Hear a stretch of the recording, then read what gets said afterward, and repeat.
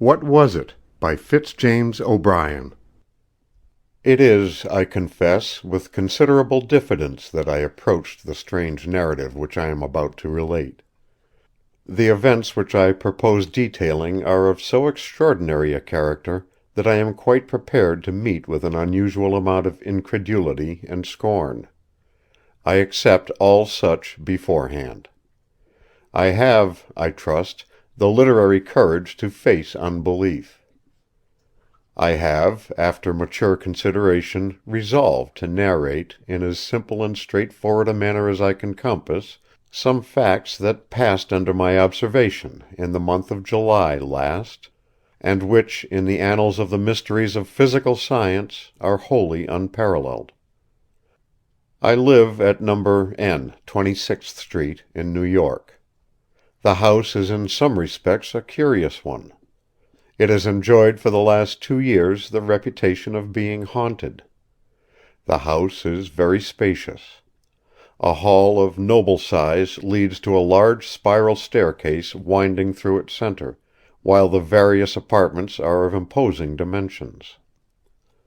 It was built some 15 or 20 years since by Mr. A., the well-known New York merchant, who 5 years ago threw the commercial world into convulsions by a stupendous bank fraud.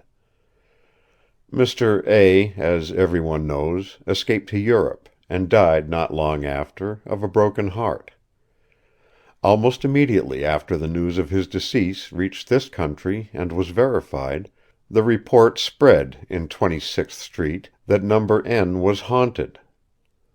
Legal measures had dispossessed the widow of its former owner, and it was inhabited merely by a caretaker and his wife, placed there by the house agent into whose hands it had passed for purposes of renting or sale. These people declared that they were troubled with unnatural noises. Doors were opened without any visible agency. The remnants of furniture scattered through the various rooms were, during the night, piled one upon the other by unknown hands. Invisible feet passed up and down the stairs in broad daylight, accompanied by the rustle of unseen silk dresses and the gliding of viewless hands along the massive balusters. The caretaker and his wife declared they would live there no longer. The house agent laughed, dismissed them, and put others in their place.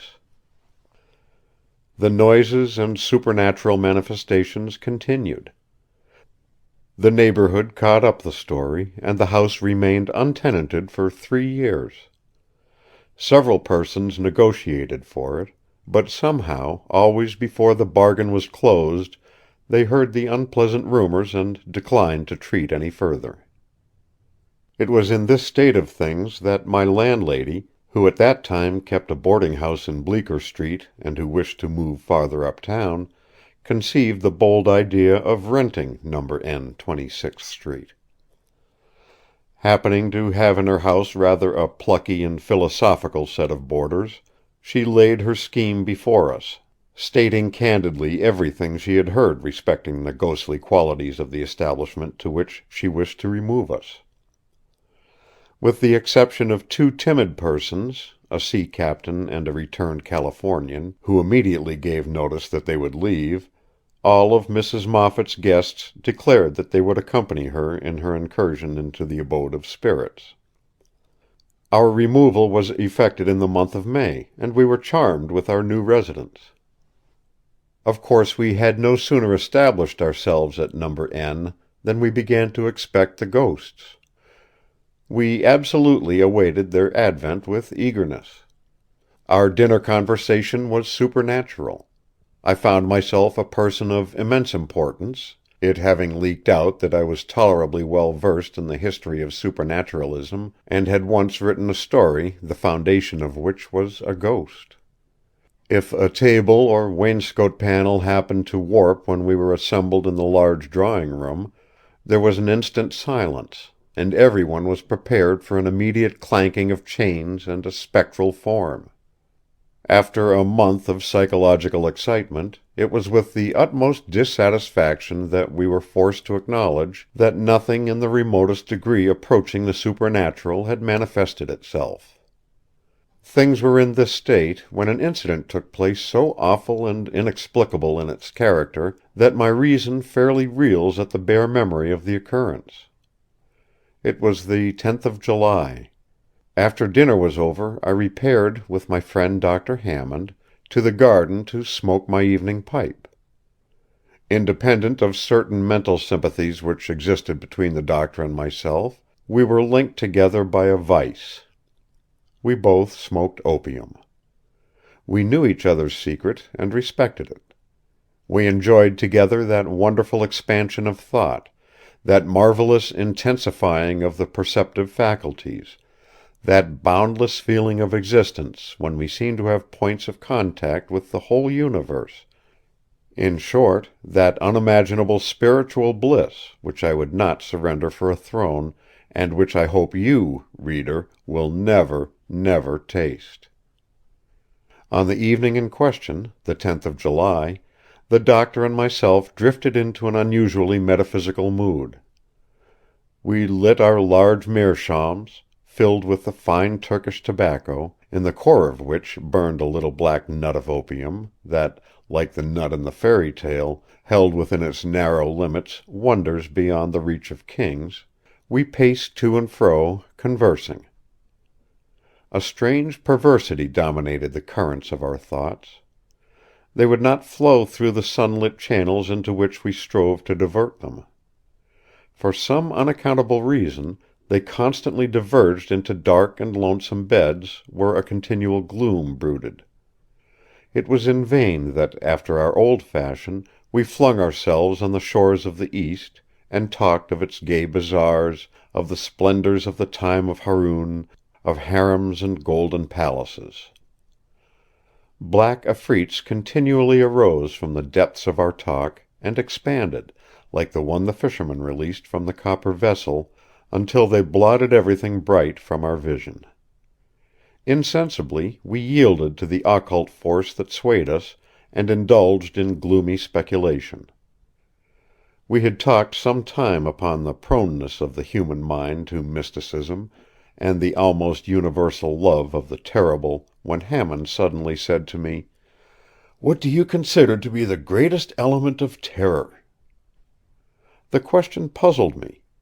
That many things were terrible, I knew; but it now struck me, for the first time, that there must be one great and ruling embodiment of fear, a king of terrors, to which all others must succumb. What might it be? To what train of circumstances would it owe its existence? "I confess, Hammond," I replied to my friend, "I never considered the subject before.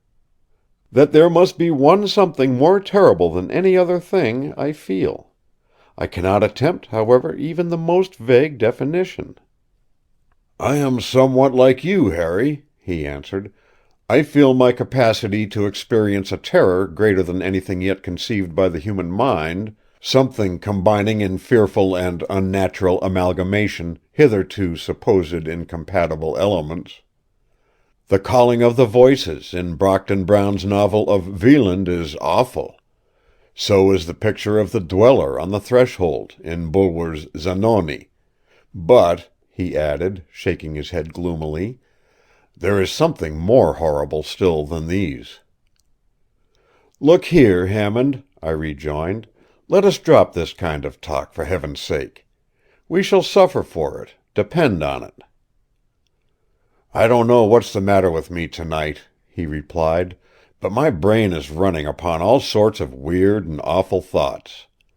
I feel as if I could write a story like Hoffman tonight, if I were only master of a literary style."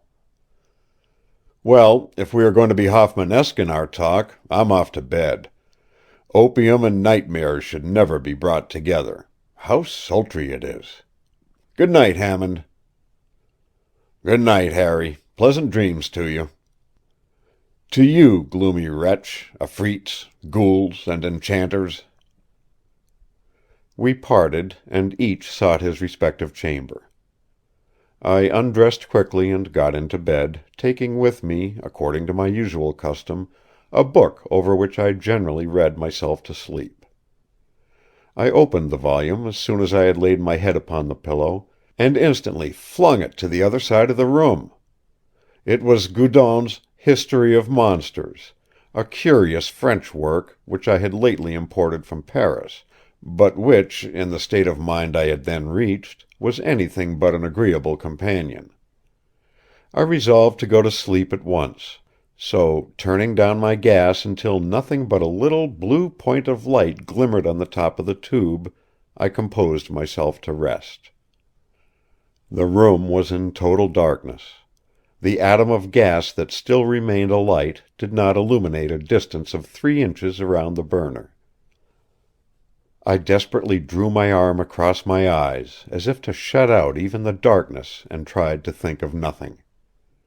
It was in vain. The confounded themes touched on by Hammond in the garden kept obtruding themselves on my brain. I battled against them. I erected ramparts of would-be blankness of intellect to keep them out. They still crowded upon me. While I was lying still as a corpse, hoping that by a perfect physical inaction I should hasten mental repose, an awful incident occurred. A something dropped, as it seemed, from the ceiling, plumb upon my chest, and the next instant I felt 2 bony hands encircling my throat, endeavoring to choke me. I am no coward, and am possessed of considerable physical strength. The suddenness of the attack, instead of stunning me, strung every nerve to its highest tension. My body acted from instinct before my brain had time to realize the terrors of my position. In an instant I wound 2 muscular arms around the creature and squeezed it, with all the strength of despair, against my chest. In a few seconds the bony hands that had fastened on my throat loosened their hold, and I was free to breathe once more. Then commenced a struggle of awful intensity. Immersed in the most profound darkness, totally ignorant of the nature of the thing by which I was so suddenly attacked, finding my grasp slipping every moment, by reason, it seemed to me, of the entire nakedness of my assailant, bitten with sharp teeth in the shoulder, neck, and chest, having every moment to protect my throat against a pair of sinewy, agile hands, which my utmost efforts could not confine, these were a combination of circumstances to combat which required all the strength, skill, and courage that I possessed. At last, after a silent, deadly, exhausting struggle, I got my assailant under by a series of incredible efforts of strength. Once pinned, with my knee on what I made out to be its chest, I knew that I was victor. I rested for a moment to breathe. I heard the creature beneath me panting in the darkness, and felt the violent throbbing of a heart. It was apparently as exhausted as I was. That was one comfort. At this moment I remembered that I usually placed under my pillow, before going to bed, a large yellow silk pocket-handkerchief. I felt for it instantly. It was there. In a few seconds more I had, after a fashion, pinioned the creature's arms. I now felt tolerably secure. There was nothing more to be done but to turn on the gas and, having first seen what my midnight assailant was like, arouse the household. I will confess to being actuated by a certain pride in not giving the alarm before. I wished to make the capture alone and unaided. Never losing my hold for an instant, I slipped from the bed to the floor, dragging my captive with me. I had but a few steps to make to reach the gas burner.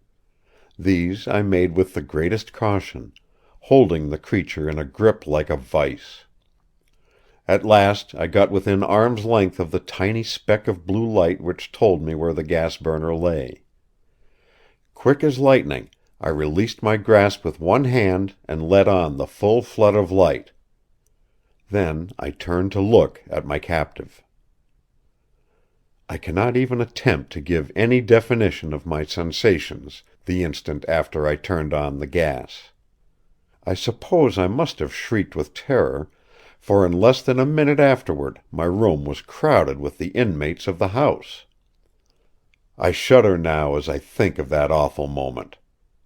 I saw nothing. Yes, I had one arm firmly clasped around a breathing, panting, corporeal shape, my other hand gripped with all its strength a throat as warm and apparently fleshy as my own. And yet, with this living substance in my grasp, with its body pressed against my own, and all in the bright glare of a large jet of gas, I absolutely beheld nothing. Not even an outline. A vapor. I do not, even at this hour, realize the situation in which I found myself. I cannot recall the astounding incident thoroughly. Imagination, in vain, tries to compass the awful paradox. It breathed. I felt its warm breath upon my cheek. It struggled fiercely. It had hands. They clutched me. Its skin was smooth like my own. There it lay, pressed close up against me, solid as stone, and yet utterly invisible. I wonder that I did not faint or go mad on the instant. Some wonderful instinct must have sustained me, for absolutely, in place of loosening my hold on the terrible enigma, I seemed to gain an additional strength in my moment of horror, and tightened my grasp with such wonderful force that I felt the creature shivering with agony. Just then Hammond entered my room at the head of the household. As soon as he beheld my face, which, I suppose, must have been an awful sight to look at, he hastened forward, crying: "Great Heaven! What has happened?" "Hammond! Hammond!" I cried. "Come here! Oh, this is awful! I have been attacked in bed by something or other, which I have hold of. But I can't see it!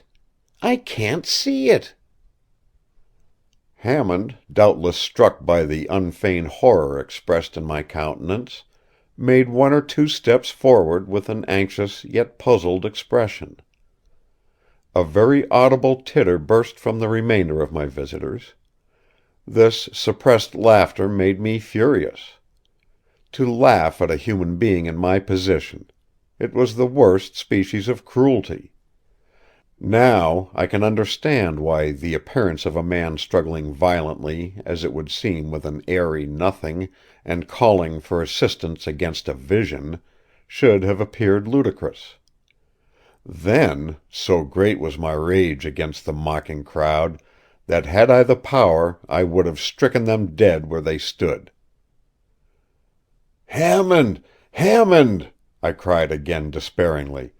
"For God's sake, come to me!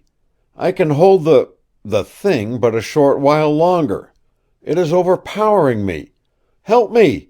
Help me!"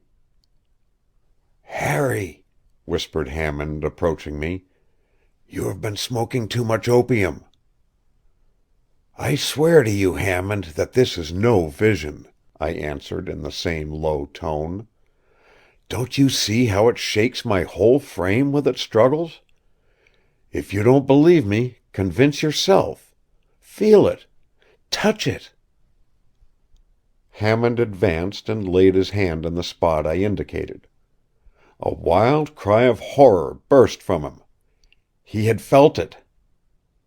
In a moment he had discovered somewhere in my room a long piece of cord, and was next instant winding it and knotting it about the body of the unseen being that I clasped in my arms. "Harry!" he said in a hoarse, agitated voice, for, though he preserved his presence of mind, he was deeply moved. "Harry, it's all safe now. You may let go, old fellow, if you're tired. The thing can't move."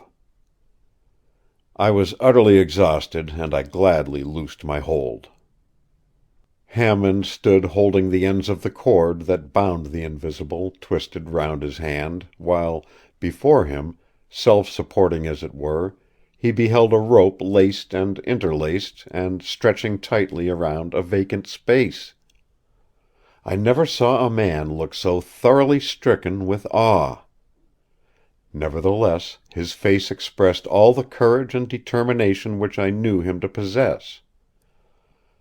His lips, although white, were set firmly, and one could perceive at a glance that, although stricken with fear, he was not daunted. The confusion that ensued among the guests of the house who were witnesses of this extraordinary scene between Hammond and myself, who beheld the pantomime of binding this struggling something, who beheld me almost sinking from physical exhaustion when my task of jailer was over, the confusion and terror that took possession of the bystanders, when they saw all this, was beyond description. The weaker ones fled from the apartment. The few who remained clustered near the door, and could not be induced to approach Hammond and his charge. Still, incredulity broke out through their terror. They had not the courage to satisfy themselves, and yet they doubted. It was in vain that I begged of some of the men to come near and convince themselves by touch of the existence in that room of a living being which was invisible. They were incredulous, but did not dare to undeceive themselves. How could a solid, living, breathing body be invisible, they asked. My reply was this. I gave a sign to Hammond, and both of us, conquering our fearful repugnance to touch the invisible creature, lifted it from the ground, manacled as it was, and took it to my bed. Its weight was about that of a boy of 14. "Now, my friends," I said, as Hammond and myself held the creature suspended over the bed, "I can give you self-evident proof that here is a solid, ponderable body, which, nevertheless, you cannot see. Be good enough to watch the surface of the bed attentively."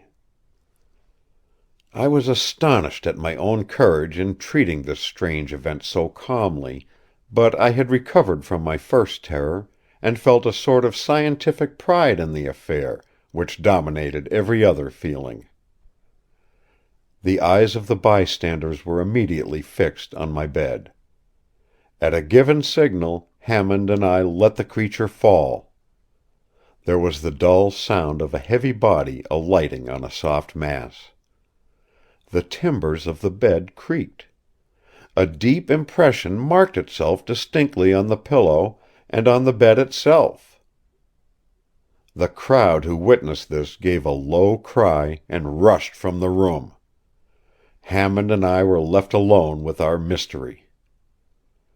We remained silent for some time, listening to the low, irregular breathing of the creature on the bed, and watching the rustle of the bedclothes as it impotently struggled to free itself from confinement. Then Hammond spoke. "Harry, this is awful." "Aye, awful." "But not unaccountable." "Not unaccountable? What do you mean? Such a thing has never occurred since the birth of the world. I know not what to think, Hammond. God grant that I am not mad and that this is not an insane fantasy." "Let us reason a little, Harry. Here is a solid body which we touch, but which we cannot see. The fact is so unusual that it strikes us with terror. Is there no parallel, though, for such a phenomenon? Take a piece of pure glass. It is tangible and transparent. A certain chemical coarseness is all that prevents its being so entirely transparent as to be totally invisible. It is not theoretically impossible, mind you, to make a glass which shall not reflect a single ray of light, a glass so pure and homogeneous in its atoms that the rays from the sun will pass through it as they do through the air, refracted but not reflected. We do not see the air, and yet we feel it." "That's all very well, Hammond, but these are inanimate substances. Glass does not breathe. Air does not breathe. This thing has a heart that palpitates, a will that moves it, lungs that play, and inspire, and respire." "You forget the phenomena of which we have so often heard of late," answered the doctor gravely. "At the meetings called spirit circles, invisible hands have been thrust into the hands of those persons round the table, warm, fleshy hands that seem to pulsate with mortal life." "What?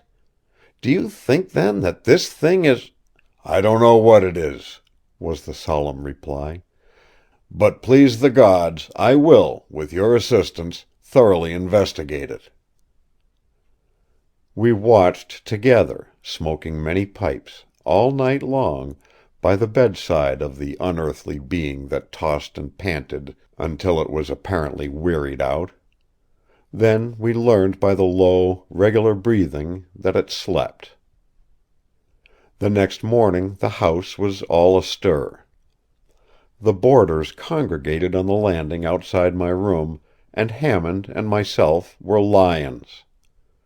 We had to answer 1,000 questions as to the state of our extraordinary prisoner, for as yet not one person in the house except ourselves could be induced to set foot in the apartment. The creature was awake. This was evidenced by the convulsive manner in which the bedclothes were moved in its efforts to escape. There was something truly terrible in beholding, as it were, those second-hand indications of the terrible writhings and agonized struggles for liberty which themselves were invisible. Hammond and myself had racked our brains during the long night to discover some means by which we might realize the shape and general appearance of the enigma. As well as we could make out by passing our hands over the creature's form, its outlines and lineaments were human. There was a mouth, a round, smooth head without hair, a nose, which, however, was little elevated above the cheeks, and its hands and feet felt like those of a boy. At first we thought of placing the being on a smooth surface and tracing its outlines with chalk, as shoemakers trace the outline of the foot. This plan was given up as being of no value. Such an outline would give not the slightest idea of its conformation. A happy thought struck me. We would take a cast of it in plaster of Paris. This would give us the solid figure and satisfy all our wishes. But how to do it? The movements of the creature would disturb the setting of the plastic covering and distort the mold. Another thought. Why not give it chloroform? It had respiratory organs, that was evident by its breathing. Once reduced to a state of insensibility, we could do with it what we would. Dr. X was sent for, and after the worthy physician had recovered from the first shock of amazement, he proceeded to administer the chloroform. In 3 minutes afterward we were enabled to remove the fetters from the creature's body, and a modeler was busily engaged in covering the invisible form with the moist clay. In 5 minutes more we had a mold, and before evening a rough facsimile of the mystery.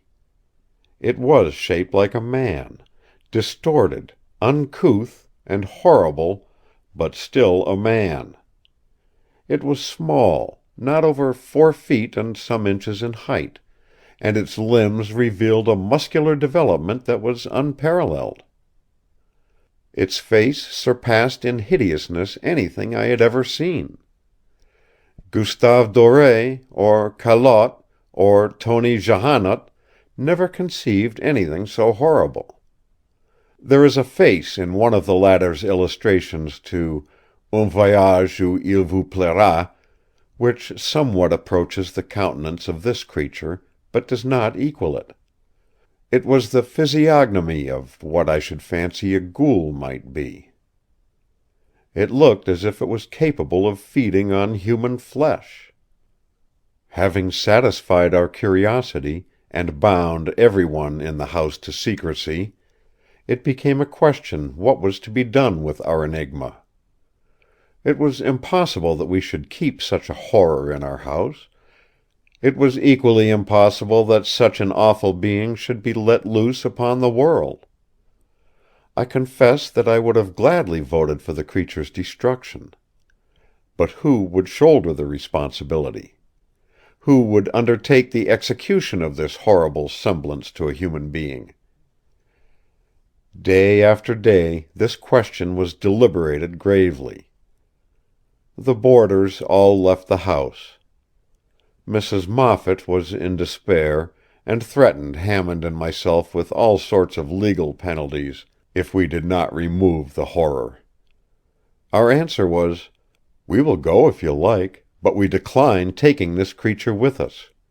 Remove it yourself, if you please. It appeared in your house. On you the responsibility rests." To this there was, of course, no answer.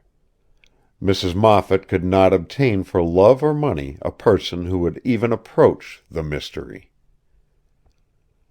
At last it died. Hammond and I found it, cold and stiff one morning, in the bed. The heart had ceased to beat, the lungs to inspire. We hastened to bury it in the garden. It was a strange funeral, the dropping of that viewless corpse into the damp hole. The cast of its form I gave to Dr. X, who keeps it in his museum in 10th Street. As I am on the eve of a long journey from which I may not return, I have drawn up this narrative of an event, the most singular that has ever come to my knowledge. End of What Was It? Recording by Roger Moline.